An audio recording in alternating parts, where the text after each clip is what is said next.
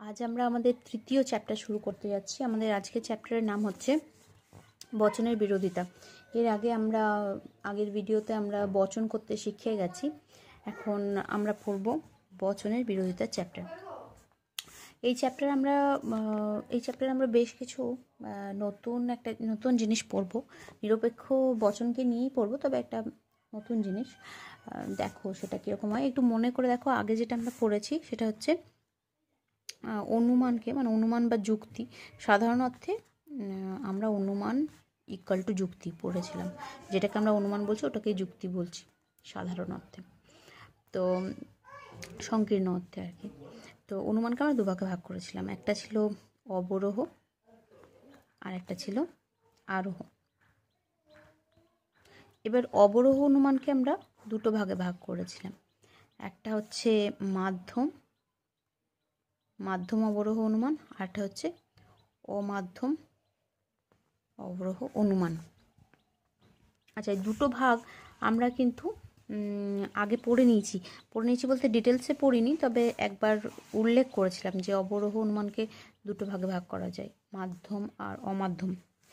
একটা জিনিস মনে করে দেখো, অবরোহ অনুমান পড়ার সময় আমরা বলেছিলাম যে সংজ্ঞা পড়ার সময় আমরা বলেছিলাম কি অবরোহ অনুমানে এক বা একাধিক আশ্রয় বাক্য থেকে সিদ্ধান্তটি অনিবার্যভাবে নিশ্চিত হয়।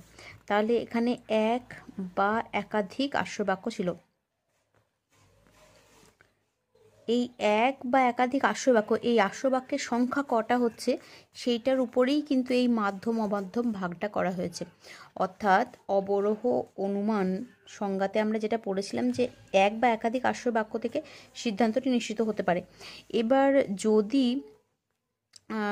যদি কোনো অবরোহ অনুমানে আমরা দেখি যে একাধিক আশ্রয় বাক্য থেকে সিদ্ধান্ত নিশ্চিত হয়েছে, মানে একের বেশি আশ্রয় বাক্য আছে তারপর সিদ্ধান্ত নিশ্চিত হয়েছে, একের বেশি আশ্রয় বাক্য আছে মানে দুটো আশ্রয় বাক্য আছে তার থেকে ধরো সিদ্ধান্ত নিশ্চিত হয়েছে, তাহলে আমরা বুঝবো সেটা হচ্ছে একটা মাধ্যম অনুমান। অমাধ্যম অনুমান কি, যদি একটি মাত্র আশ্রয় বাক্য থেকে সিদ্ধান্তটা নিশ্চিত হয়, একটি মাত্র আশ্রয় বাক্য আছে তার থেকে সিদ্ধান্তটা নিশ্চিত হলো, যদি এরকম হয় তাহলে আমরা বুঝবো যে ওই অবরোহ অনুমানটা হলো অমাধ্যম অনুমান। তাহলে অবরোহ অনুমানের সংজ্ঞাতে আমরা পড়েছিলাম এক বা একাধিক আশ্রয় বাক্য থেকে সিদ্ধান্তটি অনিবার্যভাবে নিশ্চিত হয়। যদি একাধিক আশ্রয় বাক্য থেকে সিদ্ধান্তটা নিশ্চিত হয় তাহলে সেই অবরোহ অনুমানকে বলবো মাধ্যম অবরোহ অনুমান। যদি একটি মাত্র আশ্রয় বাক্য থেকে সিদ্ধান্তটি নিশ্চিত হয় তাহলে সেটাকে আমরা বলবো অমাধ্যম অবরোহ অনুমান।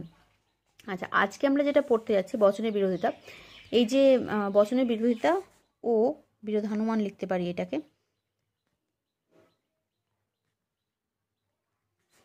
মানে আমরা প্রথমে বিভিন্ন বচনের মধ্যে কি বিরোধ আছে, কি বিরোধের সম্পর্ক আছে সেটা বলবো, এবং তারপর সেটাকে নিয়ে অনুমান বা যুক্তি যেটাকে বলি সেটা গঠন করব। তাহলে আমরা আজকে যেটা পড়ব বিরোধানুমান, এই অনুমানটা আসলে একটা অবরোহ অনুমান এবং সেটা একটা অমাধ্যম অনুমান। তাহলে আজকে যে বিরোধিতাটা আমরা পড়ব সেটা একটা অবরোহমূলক অমাধ্যম অনুমান। আচ্ছা, বিরোধানুমান পড়ব আজকে আমরা। এই অনুমানটা একটা কি বললাম, অবরোহমূলক অমাধ্যম অনুমান।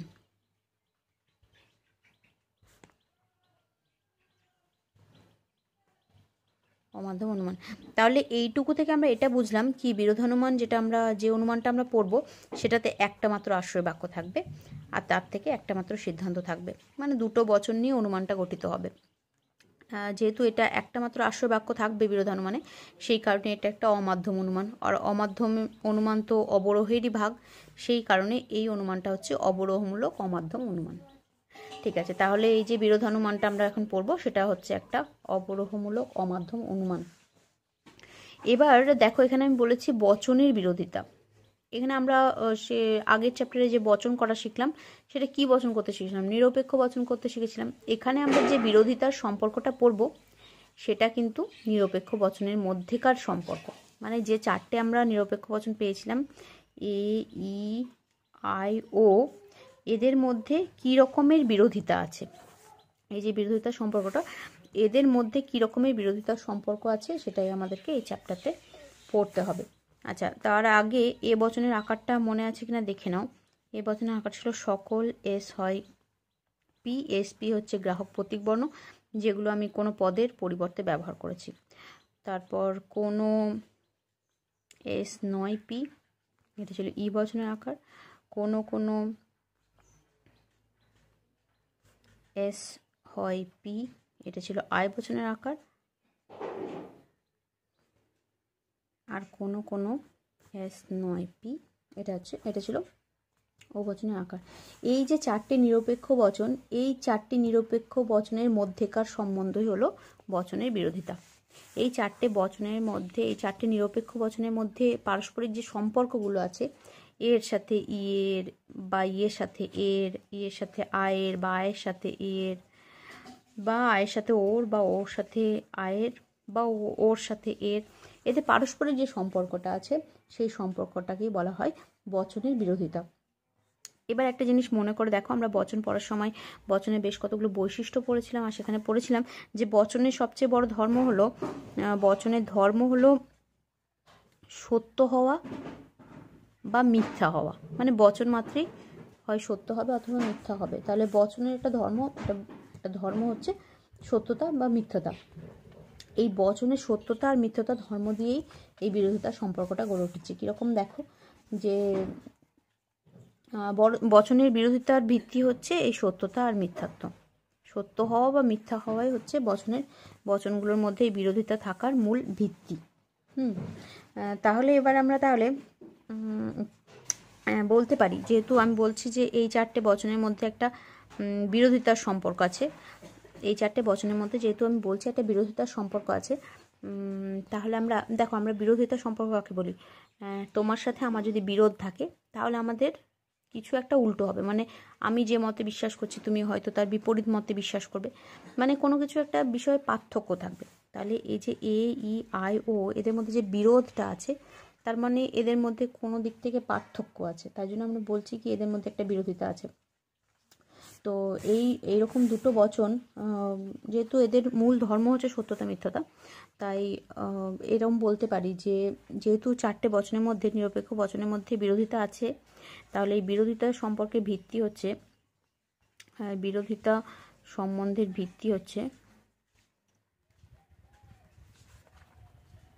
ভিত্তি হলো সত্যতা মিথ্যাত্ব, সত্যতা ও মিথ্যাত্ব। আচ্ছা, এবার আমি বলেছি যে এই চারটি নিরপেক্ষ বচনের মধ্যে যদি একটা বিরোধিতার সম্পর্ক থাকে, তার মানে আর বচনের যেহেতু মূল ধর্ম হচ্ছে সত্যতা মিথ্যাত্ব, তাই বিরোধিতার সম্পর্কে ভিত্তি সত্যতা আর মিথ্যাত্ব। যদি দুটো বচনের মধ্যে বিরোধ আছে, তাহলে তাদের একটা বচন সত্য হলে অপর বচনটা কি সত্য হতে পারবে? না তো। একজন যদি সত্য হয়, তার বিরোধী বচনটা কি হবে? স্বাভাবিকভাবেই মিথ্যে হবে। তার মানে খুব সাধারণভাবে বিরোধিতা হলো দুটি বচনের সম্বন্ধ, এমন সম্বন্ধ যেখানে একটা সত্য হলে অপরটা সত্য হতে পারবে না। তাহলে কি লিখতে পারি আমরা? যে তাহলে বিরোধিতা হলো দুটি নিরপেক্ষ বচনের সম্বন্ধ যেখানে দুটি বচন একসঙ্গে সত্য হতে পারে না,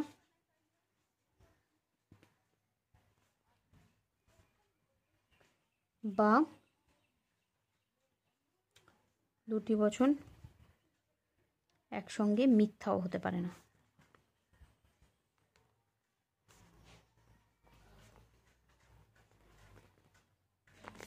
আমি বলেছি যে বচনের মূল ধর্ম হচ্ছে সত্য হওয়া মিথ্যা হওয়া। আবার আমি এটাও বলছি কি এই বচনগুলোর মধ্যে প্রত্যেকটার মধ্যে যদি বিরোধিতার সম্পর্ক থাকে, তার মানে এদের মধ্যে কিছু একটা পার্থক্য আছে। তাহলে এ বচনটা যদি সত্য হয়, তাহলে ই আর এর মধ্যে যদি বিরোধিতার সম্পর্ক থাকে, তাহলে ই বচনটা কি সত্য হতে পারবে? না তো। কেন কি? দুটোর মধ্যে কিছু তো একটা পার্থক্য থাকতে হবে, তবেই তো দুজনের বিরোধী হবে। বিরোধী হতে গেলে কিছুর একটা পার্থক্য থাকতে হয়। তো এবার এদের মূল ধর্ম হচ্ছে সত্য হওয়া মিথ্যা হওয়া। তাহলে এ যদি সত্য হয়ে যায়, তাহলে ই কি সত্য হবে না, তো তখন মিথ্যে হয়ে যাবে। আবার একইভাবে দুটো একসাথে সত্য হতে পারলো না। একইভাবে যদি এ মিথ্যে হয় তাহলে ই কি মিথ্যে হতে পারবে না, তো কেননা এদের মধ্যে বিরোধ আছে, তো উল্টো উল্টো হবে। তো সেই জন্য এবার ট্রু হয়ে যাচ্ছে, তখন এই সত্য হয়ে যাচ্ছে। তার মানে এই যে 4টে বচন দেখছি, নিরপেক্ষ বচন, এই বচনগুলোর মধ্যে যদি বিরোধিতার সম্পর্ক থাকে তাহলে এরা দুটো একসাথে সত্য হতে পারবে না বা দুটো একসাথে মিথ্যে হতে পারবে না। তবেই আমি বলতে পারবো যে এদের মধ্যে বিরোধিতার সম্পর্ক আছে। আচ্ছা, এই যে বিরোধিতার কথাটা আমরা বললাম, কি বিরোধিতা থাকতে হলে, দুটো বচনের মধ্যে যদি বিরোধিতার সম্পর্ক থাকতে হয় তাহলে তার একসাথে সত্য হতে পারবে না বা একসাথে মিথ্যাও হতে পারবে না। এটা কিন্তু বিরোধিতার একটা সাধারণ অর্থ। আমরা সাধারণভাবে যে বিরোধিতা কথাটা প্রয়োগ করি সেই সাধারণ অর্থেই এটা হচ্ছে বিরোধিতার একটা সংজ্ঞা বলতে পারি, সেটা আমি একটা দিয়েছি। এবার বিরোধিতার অর্থ বলেছি, একটা সাধারণ অর্থ এটা। এবার যুক্তিবিজ্ঞানে আরেকটা অর্থ প্রয়োগ করা হয়। এই অর্থটা, এই যে অর্থটা আমরা এখন পড়তে যাব, যে বিরোধিতা কথাটার অর্থ কি। সাধারণভাবে বিরোধিতা কথার এটা অর্থ হতে পারে যে বচনের ভিত্তি যেহেতু সত্য হওয়া বা মিথ্যে হওয়া, তাহলে দুটো বচনের মধ্যে যদি বিরোধিতার সম্পর্ক থাকতে হয় তাহলে দুটো একসাথে সত্য হতে পারবে না এবং দুটো একসাথে মিথ্যেও হতে পারবে না। কিন্তু আমরা কিছু বচন দেখেছি যেগুলো একসাথে সত্য হয়েছে বা মিথ্যে হয়েছে। আমরা একটা জিনিস দেখলাম যে দেখো, বিরোধিতা হতে গেলে একটা সত্য হলে অন্যটাকে মিথ্যে হতে হবে, বা একটা মিথ্যে হলে অন্যটাকে সত্য হতে হবে। কিন্তু এমন কিছু বচন আছে যেগুলো বিরোধী অথচ একসাথে কখনো সত্য হয়েছে বা একসাথে কখনো মিথ্যে হয়েছে। সেই জন্য বিরোধিতার আরও একটা প্রকার দেখানো হয়েছে। সেই প্রকারটাতে কি বলা হয়েছে, এটা কিন্তু যুক্তিবিজ্ঞানের একটা গতানুগতিক প্রকার, মানে শুরুর থেকে এটা এরকম একটা ব্যাখ্যা আছে, গতানুগতিক।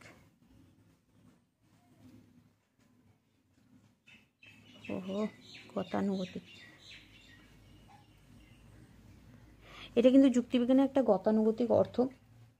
গতানুগতিক যুক্তিবিজ্ঞানে একটা টেকনিক্যাল অর্থ বলতে পারি, টেকনিক্যাল একটা অর্থ। এইখানে অন্যরকমভাবে বিরোধিতার সংজ্ঞা দেওয়া হয়েছে, মানে বিরোধিতাকে অন্যরকমভাবে বোঝানো হয়েছে। কীরকমভাবে এখানে বলা হয়েছে যে যদি দুটো নিরপেক্ষ বচনের মধ্যে বিরোধিতার সম্পর্ক আমাকে রাখতে হয় তাহলে সেক্ষেত্রে শুধুমাত্র সত্যতা বা মিথ্যাত্বর উপর ডিপেন্ড করতে হবে এমন নয়। কেন বলতে হলো, কেননা এমন কিছু ক্ষেত্র আছে আমি বললাম যেখানে দুটো বচন বিরোধী হওয়া সত্ত্বেও একই সাথে সত্য হয়েছে বা মিথ্যে হয়েছে। সেই কারণে যুক্তিবিজ্ঞানে, গতানুগতিক যুক্তিবিজ্ঞানে অন্যরকম একটা টেকনিক্যাল অর্থও দেওয়া হয়েছে বিরোধিতার। সেখানে বলেছে যে দুটো নিরপেক্ষ বচনের মধ্যে লিখি দাঁড়াও, দুটি নিরপেক্ষ বচনের মধ্যে, সেখানে বলা হয়েছে দুটি নিরপেক্ষ বচনের মধ্যে বিরোধিতার সম্পর্ক থাকতে হলে কিছু শর্ত আছে, কিছু শর্ত পূরণ করতে হবে।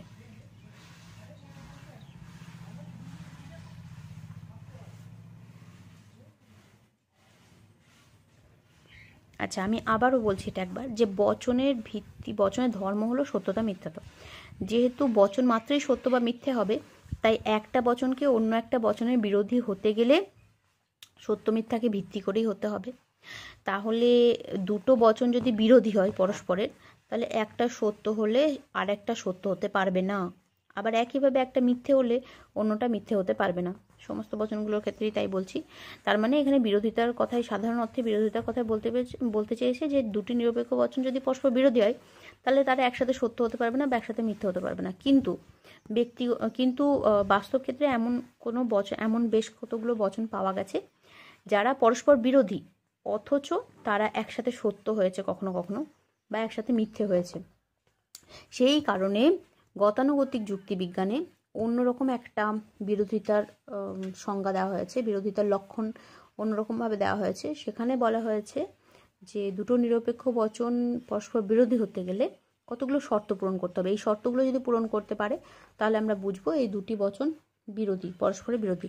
কি কি শর্ত? একটা শর্ত দেওয়া হয়েছে যে বচন দুটির উদ্দেশ্য একই হবে। একটা হচ্ছে বচন দুটির উদ্দেশ্য ও বিধেয় একই হবে।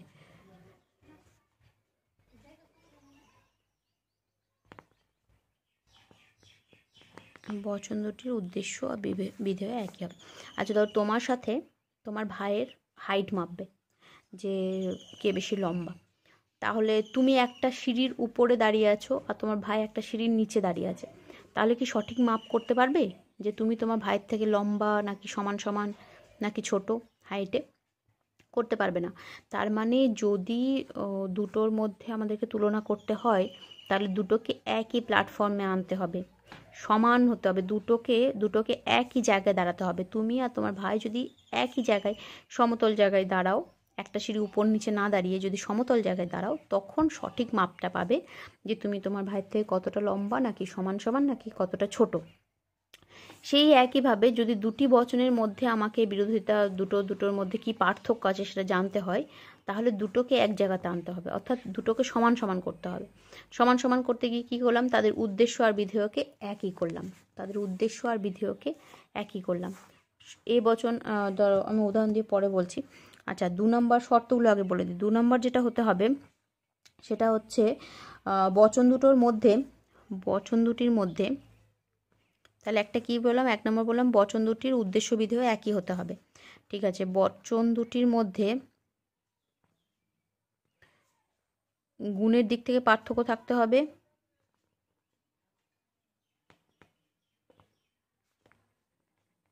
গুণের দিক থেকে পার্থক্য থাকতে হবে, অথবা পরিমাণের দিক থেকে পার্থক্য থাকতে হবে,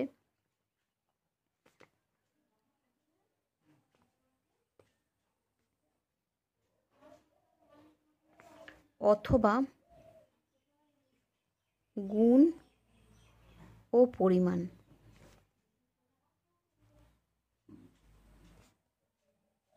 উভয় দিক থেকে পার্থক্য থাকতে হবে, পার্থক্য থাকতে হবে।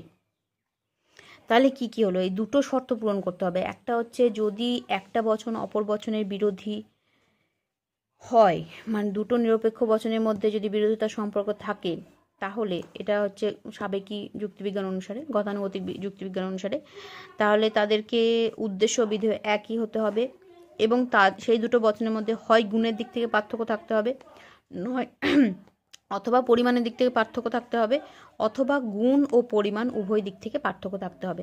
আচ্ছা যদি এই শর্ত মিলিয়ে আমরা একটা উদাহরণ দেখি তাহলে কেমন হবে? যেমন ধরো আমি এ বচনই ধরছি, এ বছরের একটা উদাহরণ নিলাম আমি, যে সকল ছাত্র হয় সৎ। এটা একটা এ বচনের উদাহরণ। এবার আমি এর যে কোনো একটা বিরোধী বচন নিচ্ছি। প্রত্যেকটা বচনের সাথে প্রত্যেকটা বচনের বিরোধিতার সম্পর্ক আছে, তো আমি যে কোনো একটা বচন নিলাম। ধরো আমি আয় নিলাম, আমি আয় বচন নিলাম ধরো। তাহলে এটা কি হবে? আমাকে বলেছে উদ্দেশ্য আর বিধেয় একই রাখতে হবে, তবেই তাদের মধ্যে বিরোধিতার সম্পর্ক আমি স্থাপন করতে পারবো। তাহলে উদ্দেশ্য বিধেয় আমাকে একই রাখতে হবে, মানে এখানে উদ্দেশ্য ছাত্র আছে, বিধেয় সৎ আছে, এখানে উদ্দেশ্য বিধেয় একই রেখে দিতে হবে।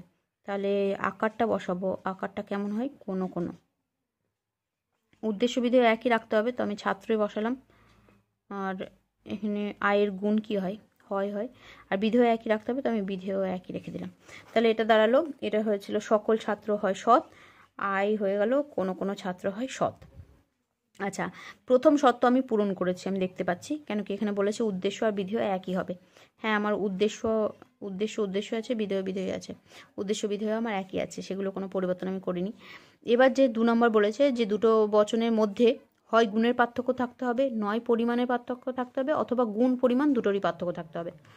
আমি দেখি এখানে কিসের পার্থক্য আছে, দেখলাম পরিমাণের পার্থক্য আছে। এই পরিমাণটা হচ্ছে একটা সামান্য পরিমাণ, কিন্তু এই পরিমাণটা একটা বিশেষ পরিমাণ। আর কিছু পার্থক্য আছে? গুণের পার্থক্য কি আছে? দেখলাম না, নেই। আমাকে এখানে বলেছে যে পরিমাণের পার্থক্য থাকলেও হবে, এই পরিমাণের দিক থেকে পার্থক্য আছে, তার মানে আমি বলতে পারি এদের দুজনের মধ্যে বিরোধিতার সম্পর্ক আছে। ঠিক আছে, বিরোধিতার সম্পর্ক আছে। এবার এই আর একটা আমি ধরো আমরা একটা ই বচন উদাহরণ নিলাম। ই বচনের সাথে দেখো তো আই বচনেরও আছে কি না। আমি এইভাবে বিরোধিতার সম্পর্ক স্থাপন করতে পারি। বিরোধিতার সম্পর্ক স্থাপন করতে গেলে কি হবে, কি করতে হবে, একটা যে কোনো বচন, ধরো আমি এটা ই বচন নিলাম, কোনো মানুষ নয় বোকা, আমি এরকম নিলাম। এটাকে ধরো আমি এ বচন করব। এ বচন করলে এ বচন আকার কীরকম হয়, সকল হয়। আর উদ্দেশ্য রাখতে হবে, না হলে বিরোধিতার সম্পর্ক স্থাপন করা যাবে না। আর বিধেয় রাখতে হবে, না হলে সম্পর্ক স্থাপন করা। তাহলে দেখো উদ্দেশ্য আর বিধেয় আমি একই রেখে দিয়েছি। তার মানে ঠিক আছে প্রথম শর্তটা। দ্বিতীয় শর্ত বলেছে গুণের দিক থেকে, পরিমাণের দিক থেকে বা গুণ পরিমাণ উভয়ের দিক থেকে পার্থক্য থাকতে হবে। আচ্ছা, তাহলে আমি এখানে কি দেখলাম যে, আচ্ছা এদের মধ্যে এটা লিখে রেখে দিই, এদের মধ্যে পরিমাণের পার্থক্য ছিল। আচ্ছা, এটা তাহলে দেখবো আমি, এখানে দেখলাম যে কোনো আছে, মানে এটাও একটা সামান্য পরিমাণ, এখানে সকল আছে, তার মানে এটাও একটা সামান্য পরিমাণ। তার মানে পরিমাণের কোনো পার্থক্য নেই। গুণ তো একই আছে, উদ্দেশ্য তো একই আছে। গুণ দেখো, গুণ এটা নয় আছে, এটা হয় আছে, এটা নঙর্থক আছে, এটা সদর্থক আছে। তাহলে এখানে গুণের পার্থক্য আছে, বিধেয় তো বিধেয় রয়ে গেছে। তাহলে এখানে যে পার্থক্যটা আছে সেখানে হচ্ছে গুণের পার্থক্য। এখানে গুণের পার্থক্য রয়েছে। ঠিক আছে, তাহলে এইভাবে আমরা যদি প্রত্যেকটা বচনের সাথে এই শর্ত দুটো মিলিয়ে দেখি, তাহলে দেখব যে আমরা প্রত্যেকটা বচনের সাথে প্রত্যেকটা বচনের বিরোধিতার সম্পর্ক স্থাপন করতে পারছি। এরকম প্রত্যেকটা বচনের সাথে প্রত্যেকটা বচনের যদি দেখি মিলিয়ে, তাহলে আমরা মোট 4 রকমের বিরোধিতা পাবো। মোট 4 রকমের বিরোধিতার সম্পর্ক পাবো। আচ্ছা, তার আগে একটা জিনিস, সেটা হচ্ছে খুব সহজেই বলা যায়, যেহেতু আমাকে বিরোধিতার দুটো শর্ত বলে দিয়েছে যে বচন দুটোর উদ্দেশ্য, যদি দুটো নিরপেক্ষ বচনের মধ্যে বিরোধিতার সম্পর্ক থাকতে হয়, তাহলে বচন দুটোর উদ্দেশ্য আর বিধেয় একই হতে হবে। আর তাদের মধ্যে হয় গুণের দিক থেকে পার্থক্য থাকতে হবে, নয় পরিমাণের দিক থেকে, নয় গুণ ও পরিমাণ উভয়ের দিক থেকে পার্থক্য থাকতে হবে। এবার যদি আমাকে কেউ বলে বিরোধিতার সংজ্ঞা দাও, তাহলে খুব সহজে আমি এই সংজ্ঞাটা দিয়ে দেবো, কারণ কি এই দুটো শর্ত কাজে লাগিয়ে আমি বিরোধিতার মানে সংজ্ঞা দিয়ে দিতে পারবো। বিরোধিতার সংজ্ঞা কী হবে, তাহলে আমি এখানে সব বলে দিয়েছি যেহেতু, তাহলে আমি বলবো যে একই উদ্দেশ্য ও বিধেয়যুক্ত দুটি নিরপেক্ষ বচনের মধ্যে গুণের দিক থেকে বা পরিমাণের দিক থেকে বা গুণ পরিমাণ উভয়ের দিক থেকে পার্থক্য থাকলে তাদের পারস্পরিক সম্পর্ককে বিরোধিতা বলে। তাহলে কি হলো, এটা দেখেও আমি পারব যে একই উদ্দেশ্য ও একই বিধেয়যুক্ত দুটো নিরপেক্ষ বচন, এই সম্পর্ক কিন্তু কেবল নিরপেক্ষ বচনের মধ্যেই সম্ভব। তাহলে একই উদ্দেশ্যযুক্ত এবং একই বিধেয়যুক্ত দুটি নিরপেক্ষ বচনের মধ্যে গুণের দিক থেকে অথবা পরিমাণের দিক থেকে অথবা গুণ ও পরিমাণ উভয়ের দিক থেকে পার্থক্য থাকলে তাদের পারস্পরিক সম্পর্ককে বচনের বিরোধিতা বলে। তাই আমি বিরোধিতার সংজ্ঞাটা এখানে লিখে ফেলব।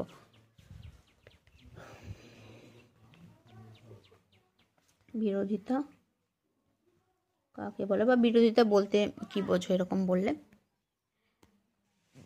কি করব, আমি যেটা করেছি সেটা হচ্ছে একই উদ্দেশ্য ও বিধেয়যুক্ত দুটি নিরপেক্ষ বচনের মধ্যে গুণের দিক থেকে অথবা পরিমাণের দিক থেকে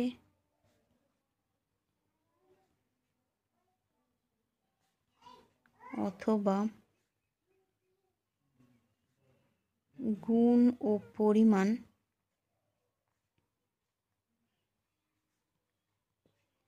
উভয় দিক থেকে পার্থক্য থাকলে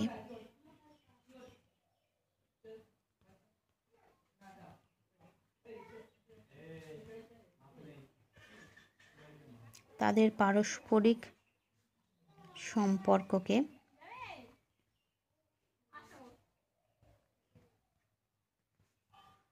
বচনের বিরোধিতা বলে। তাহলে কি হলো, এখানে আমি করেছি একই উদ্দেশ্য ও একই বিধেয়যুক্ত, একই উদ্দেশ্য ও বিধেয়যুক্ত দুটি নিরপেক্ষ বচনের মধ্যে গুণের দিক থেকে, পরিমাণের দিক থেকে, অথবা গুণের দিক থেকে অথবা পরিমাণের দিক থেকে অথবা গুণ ও পরিমাণ উভয় দিক থেকে পার্থক্য থাকলে তাদের পারস্পরিক সম্পর্ককে বচনে বিরোধিতা বলে। একই উদ্দেশ্য ও বিধেয়যুক্ত দুটি নিরপেক্ষ বচনের মধ্যে গুণের দিক থেকে অথবা পরিমাণের দিক থেকে অথবা গুণ ও পরিমাণ উভয় দিক থেকে পার্থক্য থাকলে তাদের পারস্পরিক সম্পর্ককে বচনের বিরোধিতা বলে। আচ্ছা, এবার আমরা যদি এই চারটে বচনকে পরস্পরের সাথে এরকম বিরোধিতার সম্পর্ক প্রত্যেকটার সাথে দেখতে থাকি, তাহলে মোট আমরা 4 রকমের বিরোধিতার সম্পর্ক পাবো। এই 4 রকমের বিরোধিতার সম্পর্কগুলোকে আমি একটা ছকের মাধ্যমে প্রকাশ করতে পারি। এই ছকটা মনে রাখলেই বিরোধিতার সমস্ত কিছু তোমার মনে থেকে যাবে। এই চারটে বচনকে, এই চারটে যে বচন, সেই চারটে বচনকে আমরা এই ছকের উপর বসাতে পারি। এই প্রান্তে থাকলো এ, এই প্রান্তে থাকলো ই, এই প্রান্তে থাকলো আই, এই প্রান্তে থাকলো ও। এবার দেখো একটা জিনিস লক্ষ্য করো, এই যে আমি একটা বর্গক্ষেত্র এঁকেছি, সেটার মধ্যে উপরের রেখাতে আমি সামান্য বচন দুটো রেখেছি, এও সামান্য বচন, ইও সামান্য বচন। আর নিচের রেখাতে আমি বিশেষ বচনকে রেখেছি, আই বচন আর ও বচন। আই বচনটাও একটা বিশেষ বচন, ও বচনটাও একটা বিশেষ বচন। এখানে সামান্য বচন তাহলে ছোট্ট করে লিখে নিতে পারি, এটাও সামান্য বচন, এটাও সামান্য বচন। আমি সামান্য বচনগুলোকে উপরের রেখায় রেখেছি আর নিচের রেখায় আমি বিশেষ বচনগুলোকে রেখেছি। এখানে বিশেষ, এটাও বিশেষ, এটা বিশেষ বচন, এটাও বিশেষ বচন। আচ্ছা, তাহলে উপরের রেখায় আমি সামান্য বচনগুলোকে রাখলাম, নিচের রেখায় আমি বিশেষ বচনগুলোকে রাখলাম। এবার যদি আমি তোমায় জিজ্ঞেস করি, আচ্ছা বলো, এ বচনের সাথে ই বচনের গুণের পার্থক্য আছে না পরিমাণের পার্থক্য আছে? দেখো, আমাকে প্রথম নিয়মটা মানতেই হবে, প্রথমটা উদ্দেশ্য আর বিধেয় একই রাখতেই হবে, উদ্দেশ্য বিধেয় একই রাখতে হবে, না হলে আমি বিরোধিতার সম্পর্ক স্থাপন করতেই পারবো না। এবার আমি ধরে নিচ্ছি যে এ, ই, আই, ও সবার আমি পরিমাণ, এই সবার আমি গুণ আর উদ্দেশ্য আর বিধেয় একই রেখেছি। এবার আমি তোমাকে জিজ্ঞেস করছি পরিমাণের দিক থেকে বা গুণের দিক থেকে এ আর ই এর মধ্যে কিসের পার্থক্য আছে? এদের মধ্যে পরিমাণের কোনো পার্থক্য নেই, এটাও সামান্য পরিমাণ, এটাও সামান্য পরিমাণ, এটাও সামান্য পরিমাণ, ইটাও সামান্য পরিমাণ। এদের মধ্যে যে পার্থক্যটা আছে সেটা হচ্ছে গুণের পার্থক্য আছে। গুণের পার্থক্য কীরকম পার্থক্য আছে? গুণের কীরকম পার্থক্য আছে? এটা হয়, এটাতে হয় আর ইটাতে নয় হয়, মানে এ হচ্ছে সদর্থক বচন আর ই হচ্ছে নঙর্থক বচন, সুতরাং এদের মধ্যে গুণের পার্থক্য আছে। তাহলে এই উপরের রেখায় যাদেরকে রেখেছি তাদের মধ্যে গুণের পার্থক্য আছে, দুটো সামান্য বচনের মধ্যে গুণের পার্থক্য আছে। এবার দেখো, আয়ের সাথে ও এর কিসের পার্থক্য আছে? পরিমাণের পার্থক্য কি আছে? নেই, কেননা এখানে এটাও বিশেষ, এটাও বিশেষ। তাহলে এদের দুজনের মধ্যে কিসের পার্থক্য আছে? এদের মধ্যেও গুণের পার্থক্য আছে, এদের মধ্যেও পার্থক্য আছে, গুণের পার্থক্য। এবার এদের মধ্যে দেখো তো, এদের মধ্যে কিসের পার্থক্য আছে? এ বচন আর আই বচনের মধ্যে কিসের পার্থক্য আছে? পরিমাণের পার্থক্য কি আছে? দেখো তো, এটা সামান্য, এটা বিশেষ। হ্যাঁ, পরিমাণের পার্থক্য আছে। গুণের পার্থক্য কি আছে? এটা সদর্থক, এটাও সদর্থক, সুতরাং গুণের পার্থক্য নেই, পার্থক্য আছে পরিমাণের পার্থক্য আছে। একইভাবে ই আর ও এর মধ্যেও দেখো, এটা সামান্য, এটা বিশেষ, তার মানে এদের মধ্যেও পরিমাণেরই পার্থক্য আছে। গুণের পার্থক্য কি আছে? না, নেই, কেন কি এটাও নঙর্থক, এটাও নঙর্থক, তাহলে এদের মধ্যেও পার্থক্যটাও হচ্ছে পরিমাণের পার্থক্য। ঠিক আছে, তাহলে বিরোধিতা। এবার দেখো কোনাকুনি, দেখো এর সাথে ও এর একটা রেখা টেনে দিচ্ছি, মানে এদের মধ্যে সম্পর্ক আছে সেটা বোঝাতে চাইছি। এর সাথে ও এর কিসের পার্থক্য আছে বলো? এটা হচ্ছে সামান্য বচন, ওটা হচ্ছে বিশেষ বচন, তার মানে পরিমাণের পার্থক্য রয়েছে। এটা হচ্ছে সদর্থক বচন, ওটা হচ্ছে নঙর্থক বচন, তার মানে গুণেরও পার্থক্য রয়েছে। তাহলে এর সাথে ও এর গুণ ও পরিমাণের পার্থক্য আছে।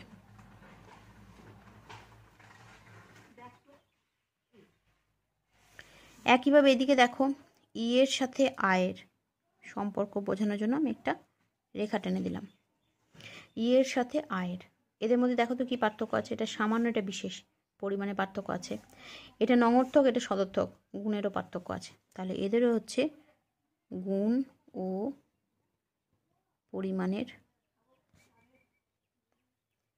পার্থক্য। তাহলে আমি এখানে কতগুলো জিনিস পেলাম দেখো।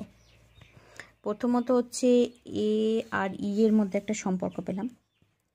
এ আর ই এর মধ্যে সম্পর্ক, এই সম্পর্কটা কি? দুটি সামান্য বচনের সম্পর্ক, দুটোই সামান্য বচন। এই দুটোই সামান্য বচনের মধ্যে একটা সম্পর্ক, বিরোধিতা পেলাম। এইখানে কিসের পার্থক্য ছিল? পার্থক্য ছিল গুণের। এ আর ই দুটো সামান্য বচনের মধ্যে বিরোধিতা সম্পর্কে পার্থক্য পেলাম, গুণের পার্থক্য।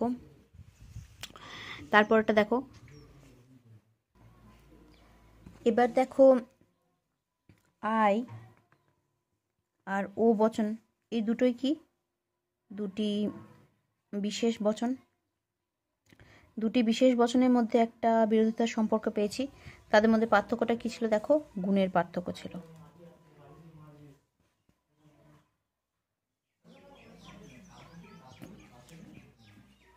তারপর দেখো এ বচনের সাথে আই বচনের, এখানে কি? এটা একটা সামান্য বচন আর একটা বিশেষ বচন, এরকম আর একটা সম্পর্ক আছে ই আর ও। এই দুটোর ক্ষেত্রে কি হচ্ছে? একটি সামান্য বচন ও একটি বিশেষ বচন। এই দুটোর ক্ষেত্রেই দেখো একটা সামান্য বচন, একটা বিশেষ বচন আছে। একটা সামান্য বচন, একটা বিশেষ বচন। তাহলে একটি সামান্য বচন আর একটা বিশেষ বচনের মধ্যে কিসের পার্থক্য পেয়েছিলাম? পরিমাণের পার্থক্য পেয়েছিলাম।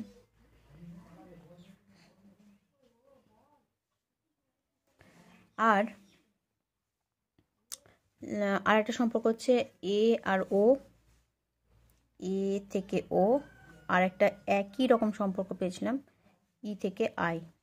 এই দুটোর ক্ষেত্রেই দেখো একটা সামান্য, একটা সামান্য, একটা বিশেষ, একটা সামান্য, একটা বিশেষ, কিন্তু একটা সামান্য সদর্থক, একটা বিশেষ নঙর্থক, একটা সামান্য সদর্থক আর একটা বিশেষ নঙর্থক।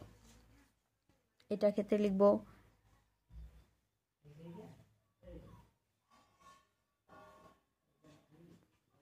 এটার ক্ষেত্রেও একটা সামান্য বচন ও একটি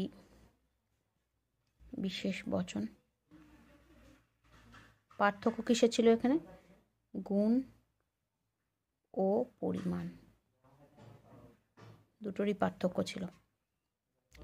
তাহলে আমরা এই চারটে বচনকে যদি পুরো বিরোধিতা, সবার সাথে সবার বিরোধিতার সম্পর্ক, এই যে এরকম দুটো করে দেখিয়েছি, এরকম যদি সব বচনগুলোর সাথে বিরোধিতার সম্পর্ক আমরা করি, তাহলে দেখব 4 রকমের বিরোধিতা পাচ্ছি। 4 রকমের বিরোধিতা পাচ্ছি। এক রকমের বিরোধিতাতে দেখলাম দুটো সামান্য বচনের মধ্যে গুণের পার্থক্য রয়েছে।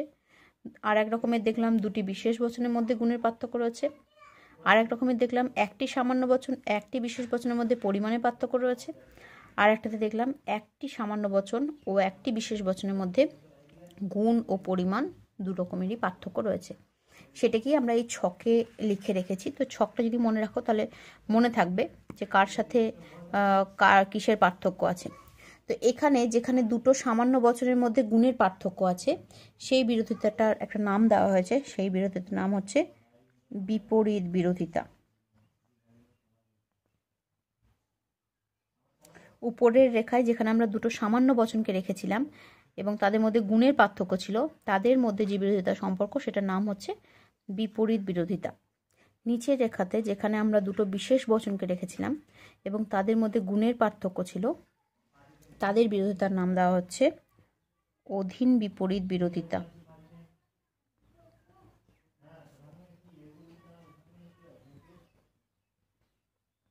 ঠিক আছে। তারপরে দেখো পাশে একটা সামান্য বচন আর একটা বিশেষ বচনের মধ্যে পরিমাণের পার্থক্য ছিল। এইদিকেও একটা সামান্য বচন এবং একটা বিশেষ বচনের মধ্যে পরিমাণের পার্থক্য ছিল। এই দুটো বিরোধিতা একই রকমের, আমরা এখানেও একই রকমই দেখিয়েছি। এই দুটো বিরোধিতারই নাম হচ্ছে অসম বিরোধিতা। এইটারও নাম হচ্ছে অসম বিরোধিতা। আর এক রকমের বিরোধিতা আমরা পেয়েছিলাম, একটা সামান্য সর্থক বচনের সাথে একটা বিশেষ নঙর্থক বচনের, একটা সামান্য সর্থক বচনের সাথে একটা বিশেষ নঙর্থক বচনের, এর সাথে এর যে সম্পর্ক এর সাথে এরও তাই সম্পর্ক। আমরা এখানে তাই দেখিয়েছি, দুটো একই সাথেও দেখিয়েছি। এদের মধ্যে পার্থক্যটা কিসে ছিল? গুণ আর পরিমাণ উভয়ের পার্থক্য ছিল। এদের এই বিরোধিতার নাম হবে বিরুদ্ধ বিরোধিতা।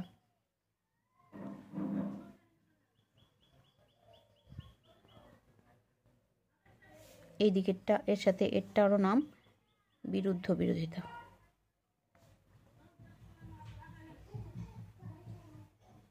তাহলে হয়ে গেল 4 রকমের বিরোধিতার সম্পর্ক।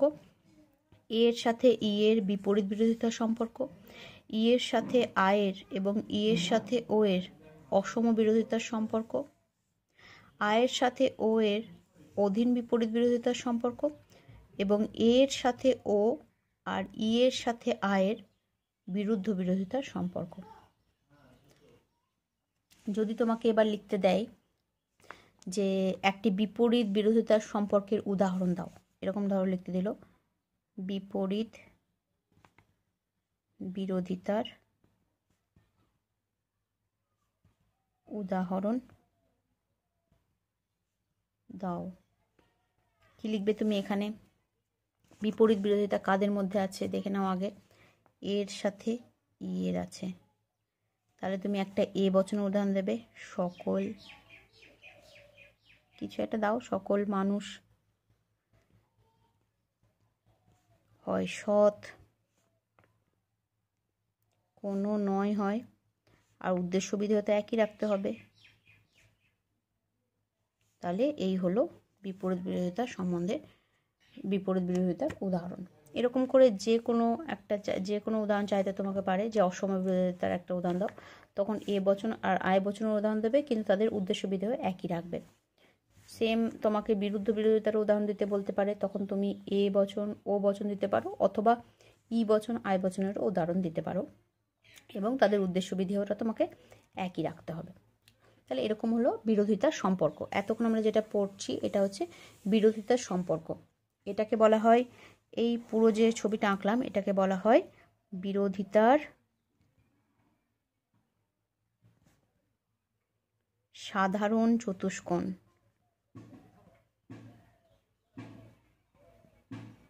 এটাকে বলা হয় বিরোধিতার সাধারণ চতুষ্কোণ, এই ছবিটাকে বিরোধিতার সাধারণ চতুষ্কোণ। আচ্ছা, তাহলে এটার ক্ষেত্রে আর একটা জিনিস আমি বলে দিই, তারপরে আমি সংখ্যাগুলো বলে শেষ করব। সেটা হচ্ছে এই দেখো, এই বিরোধিতাগুলো সম্পর্কগুলো তোমাদেরকে মনে রাখতে হবে। এর সাথে মানে উপরের দিকে যে এ আর ই এর সম্পর্ক আমি রেখেছি, এ আর ই কে উপরের দিকে, নিচের দিকে রেখেছি বিশেষ বচনগুলোকে, আয় আর ওকে। সাধারণ চতুষ্কোণে এরকমই আছে। তো উপরের যে বিরোধিতার সম্পর্ক সেটা হলো বিপরীত, নিচেরটা হচ্ছে অধীন বিপরীত, পাশের দুটো হচ্ছে অসম বিরোধিতা, এবং মাঝে হচ্ছে বিরুদ্ধ বিরোধিতা। এরকম করে মনে রাখতে পারো। আচ্ছা, এবার দেখো এই অসম বিরোধিতার ক্ষেত্রে এখানে সামান্য বচনের সাথে বিশেষ বচনের সম্পর্ক হয়েছে। তো এই সামান্য বচনটাকে বলা হয়, এই সামান্য বচনটা এই বিশেষ বচনের অতিবর্তী বচন হবে। এদের দুজনের এই অসম বিরোধিতার সম্পর্কের ক্ষেত্রে উপরের যে বচনটা আছে এটা হবে অতিবর্তী বচন, আর নিচের যে এই বচনটা আছে এটা হচ্ছে অনুবর্তী বচন। এরকম প্রশ্ন আসতে পারে যে এ এর বা এ বচনের এ এর অনুবর্তী বচন কি? অনুবর্তী বচন কি? এর অনুবর্তী বচন কি? দেখো আমি বলেছি এই বচনটা অনুবর্তী বচন নিচের দিকে। একইভাবে এটাও তাই, এই দিকের যে বচনটা রয়েছে এটা হবে অনুবর্তী বচন। কার অনুবর্তী? এইটার অনুবর্তী, এইটার অনুবর্তী ই এর। আচ্ছা, এইটা হবে অতিবর্তী বচন। তাহলে এরকম প্রশ্ন হতে পারে যে এ কোন বচনের অনুবর্তী বচন? আমি বলবো আই বচনের, এটা আনসার হবে আই। একইভাবে প্রশ্ন আসতে পারে যে ই এর অনুবর্তী বচন কি, তখন তোমাকে লিখতে হবে ই এর অনুবর্তী বচন হচ্ছে ও, ও লিখতে হবে। একইভাবে এরকম প্রশ্ন আসতে পারে যে আই এর অতিবর্তী বচন কি, তখন তোমাকে লিখতে হবে আই এর অতিবর্তী বচন হচ্ছে এ। উল্টো দিকে প্রশ্ন আসতে পারে যে ও এর অতিবর্তী বচন কি, তখন তোমাকে লিখতে হবে ও এর অতিবর্তী বচন হচ্ছে ই, তাহলে ই লিখবো।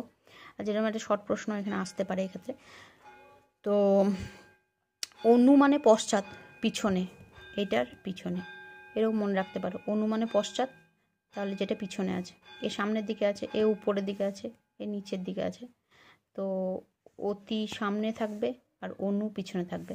এটা ক্ষেত্রেও তাই, অতি সামনে আর অনু হচ্ছে পিছনে বচনটা, এরকম করে মনে রাখতে পারো। তাহলে সামান্য বচনটা হচ্ছে অতিবর্তী বচন আর বিশেষ বচনটা হচ্ছে অনুবর্তী বচন। এটার ক্ষেত্রেও তাই, এটার ক্ষেত্রেও তাই, দুটোই একই বিরোধিতা, অসমবিরোধিতা। আচ্ছা, এটা গেল।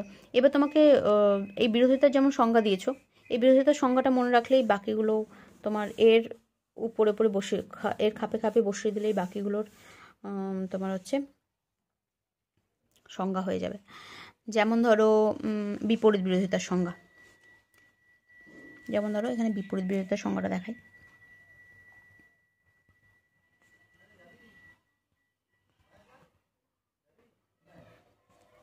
বিপরীত বিরোধিতার সংজ্ঞা কী হবে? বিরোধিতার সংজ্ঞাতে বলেছি একই উদ্দেশ্য ও বিধেয়যুক্ত দুটি নিরপেক্ষ বচনের মধ্যে গুণের দিক থেকে, পরিমাণের দিক থেকে অথবা গুণ পরিমাণ উভয়ের দিক থেকে পার্থক্য থাকলে তাদের পারস্পরিক সম্পর্ককে বচনের বিরোধিতা বলে। এখানে তুমি তাই বসাও যে একই উদ্দেশ্য ও বিধেয়যুক্ত। আচ্ছা, এখানে দুটি নিরপেক্ষ বচন লিখলে হবে কি, কেন কি আগে তো যে কোনো নিরপেক্ষ বচনের মধ্যে সম্বন্ধটাকে বুঝিয়েছে, কিন্তু বিপরীত বিরোধিতার ক্ষেত্রে নিরপেক্ষ বচন কারা কারা? এ আর ই। মানে দেখো আমি বলেছি এখানে এ আর ই মানে হচ্ছে দুটি সামান্য বচনের সম্পর্ক, আর এদের মধ্যে পার্থক্যটা হচ্ছে গুণের পার্থক্য। তাহলে আমি কি করব, দেখো এটা আমি এরকম করতে পারি, আমি এটাই লিখতে পারি যে একই, আমি এটা যা লিখছি সামনেটা তাই লিখছি, এইটাতেও প্রত্যেকটাতেই তাই লিখব। একই উদ্দেশ্য ও বিধেয়যুক্ত দুটি, এখানেও তাই লিখেছি একই উদ্দেশ্য ও বিধেয়যুক্ত দুটি। এবার এখানে নিরপেক্ষ বচন না লিখে এটা লিখবো দুটি সামান্য বচন, যেহেতু এ আর ই মানে বিপরীত বিরোধিতা এ আর ই এর মধ্যে আছে, বিপরীত বিরোধিতা আছে এ আর ই এর মধ্যে। আচ্ছা, এবার এই যে একই উদ্দেশ্য বিধেয়যুক্ত দুটি নিরপেক্ষ বচন লিখেছি, আমি এখানে নিরপেক্ষ বচন না লিখে দুটি সামান্য বচন লিখবো, যেহেতু এ আর ই দুটোই সামান্য বচন। তাহলে কি লিখবো, যে একই উদ্দেশ্য বিধেয়যুক্ত দুটি সামান্য বচনের মধ্যে, দুটি সামান্য বচনের মধ্যে এখানে লিখেছিলাম গুণের দিক থেকে অথবা পরিমাণের দিক থেকে অথবা গুণ পরিমাণ উভয়ের দিক থেকে। এখানে আমার অথবা লেখার কিছু নেই, কেননা এখানে শুধু পার্থক্য, গুণেরই পার্থক্য আছে। তো আমি কি লিখবো, একই উদ্দেশ্য বিধেয়যুক্ত দুটি সামান্য বচনের মধ্যে গুণের পার্থক্য থাকলে, গুণের পার্থক্য থাকলে, বাকি এবার এখানে যা লিখেছিলাম তাদের পারস্পরিক সম্পর্ককে বচনের থাকলে তাদের পারস্পরিক সম্পর্ককে বিপরীত বিরোধিতা বলে।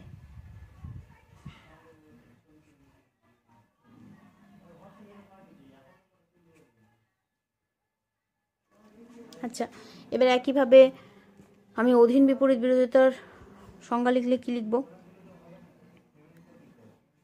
অধীন বিপরীত বিরোধিতা একই লিখব। একই উদ্দেশ্য, যেহেতু বিরোধিতা সম্পর্ক থাকলে উদ্দেশ্য আর বিধেয় একই থাকতে হবে, এটা প্রথমে একই হবে, উদ্দেশ্য ও বিধেয়, একই উদ্দেশ্য ও বিধেয় যুক্ত। এবার অধীন বিপরীত বিরোধিতা কাদের মধ্যে সম্বন্ধ, এটা হচ্ছে আ এর সাথে ও এর সম্পর্ক, দুটোই বিশেষ বচন। তাহলে আমি এখানে দুটি সামান্য বচন তা লিখবো না, বিশেষ বচন লিখবো। বিধেয়যুক্ত দুটি বিশেষ বচনের একই যাবে, শুধু এই জায়গাগুলো চেঞ্জ হবে একটু করে, আর এই জায়গাটা চেঞ্জ হবে, এই জায়গা আর এই জায়গা কখনো কখনো এরকম চেঞ্জ হবে, না যদি একই হবে বচনের মধ্যে। এবার দেখো অধীন বিপরীত বিরোধিতা আয় আর ও এর মধ্যে আছে, এদের মধ্যে পার্থক্যটা কিসের? গুণের পার্থক্য। তাহলে এটার ক্ষেত্রেও আমি গুণের পার্থক্য লিখব, মধ্যে গুণের পার্থক্য থাকলে তাদের পারস্পরিক সম্পর্ককে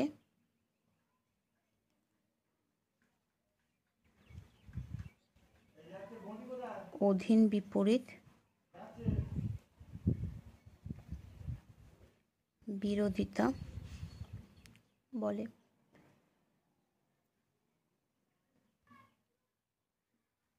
আচ্ছা, তাহলে বিপরীত বিরোধিতা হয়ে গেল, অধীন বিপরীত বিরোধিতা হয়ে গেল। এবার অসম বিরোধিতা দেখব। অসম বিরোধিতার ক্ষেত্রে দেখো,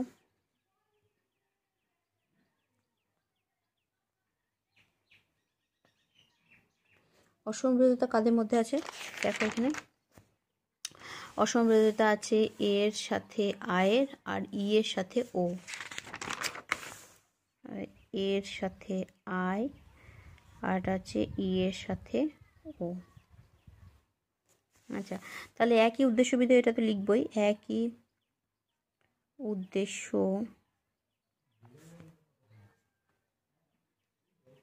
ও বিধেয় যুক্ত। এবার দেখো এখানে একটা সামান্য বচন আছে, একটা বিশেষ বচন, একটা সামান্য একটা বিশেষ, তাই লিখব যুক্ত একটি সামান্য ও একটি বিশেষ বচনের মধ্যে। এদের মধ্যে কিসের পার্থক্য আছে? পরিমাণের পার্থক্য আছে, পরিমাণের পার্থক্য আছে, যেহেতু একটা সামান্য বচন একটা বিশেষ বচন, এদের মধ্যে পরিমাণের পার্থক্য আছে, এ আর আয়ের মধ্যে, ই আর ও এর মধ্যে। গুণের পার্থক্য এখানে নেই দেখছি। তো বচনের মধ্যে পরিমাণের পার্থক্য থাকলে তাদের পারস্পরিক সম্পর্ককে অসম বিরোধিতা বলে। এটা হলো অসম বিরোধিতা। এবার আছে আর একটা বিরোধিতাই বাকি আছে, সেটা হচ্ছে বিরুদ্ধ বিরোধিতা, এর সাথে ও বা ই এর সাথে আই। বিরুদ্ধ বিরোধিতা দেখা যায়।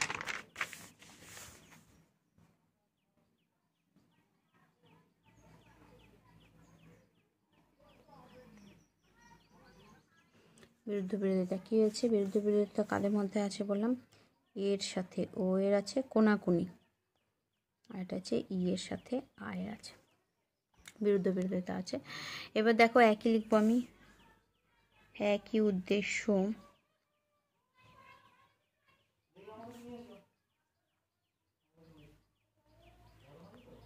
ও বিধেয় যুক্ত। এখানেও তাই, একটি সামান্য বচন একটি বিশেষ বচন।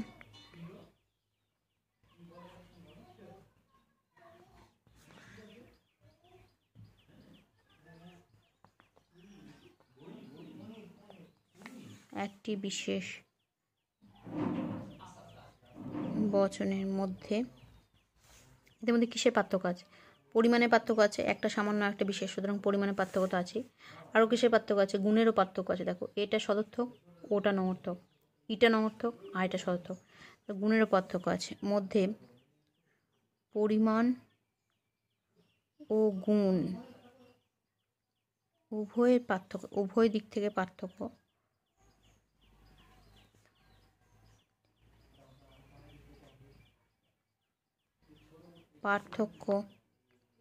থাকলে তাদের পারস্পরিক সম্পর্ককে বিরুদ্ধ বিরোধিতা বলে। তাহলে এরকম করে তুমি সমস্ত তোমার হচ্ছে বিপরীত বিরোধিতা, অধীন বিপরীত বিরোধিতা, অসম বিরোধিতা আর বিরুদ্ধ বিরোধিতা, এরকম করে সংজ্ঞাগুলো মনে রাখতে পারো। আচ্ছা, এটা গেল বিরোধিতার সম্পর্ক। এতক্ষণ আমরা যা পড়লাম সেটা হচ্ছে বিরোধিতা কাকে বলে, বিরোধিতার কটি ভাগ, মানে ক রকমের বিরোধিতা আছে এবং সেই সমস্ত বিরোধিতাগুলোর সংজ্ঞা। আর এ বচনের সাথে ই বচনের সম্পর্ক কি, মানে কোন বিরোধিতা আছে, এ বচনের সাথে আই বচনের কোন বিরোধিতা আছে, আই বচনের সাথে ও বচনের কোন বিরোধিতা আছে, ও বচনের সাথে ই বচনের কোন বিরোধিতা আছে, বা এ বচনের সাথে ও বচনের কি বিরোধিতা আছে, অথবা ই বচনের সাথে আই বচনের কি বিরোধিতা আছে, এগুলো সম্পর্কগুলো পড়লাম।